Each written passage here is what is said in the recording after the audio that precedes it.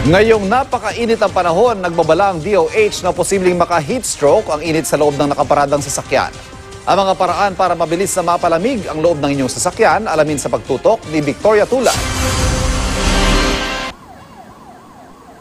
Ngayong sobrang init ng panahon, maya't maya ang paalala ng Department of Health laban sa heat stroke.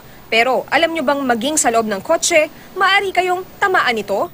Ayon sa DOH, posibleng ma-heat stroke kung agad sasakay ng kotseng matagal iniwang nakabilad sa matinding sikat ng araw. Masyadong mainit, madidehydrate ka, tataas ang temperature ng katawan mo.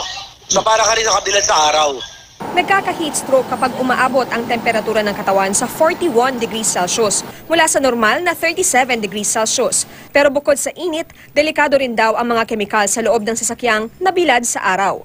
Naluluto sa sobrang init yung mga materials, yung chemicals na nare-release from the dashboard, from the plastics, from the interior components of the car, nag-release ng benzene, which can be carcinogenic or cancer-causing. Para makaiwas sa heat stroke at ibang komplikasyon, payo ng DOH, pasingawin muna ang ipinaradang sasakyan. Buksan ang mga bintana at pinto ng 5 minuto bago sumakay. Sabi naman ng Automobile Association of the Philippines, pwedeng i-off muna ang recirculation button ng kotse para pumasok ang hangin mula sa labas. Papasukin mo muna yung fresh air, no?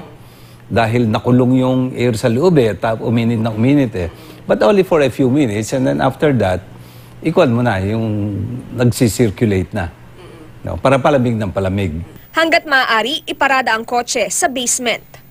Yung mga iba naglalagay ng kwan, di ba? Yung parang yung aluminum, yung ano para mag-reflect ang sun, that helps, no?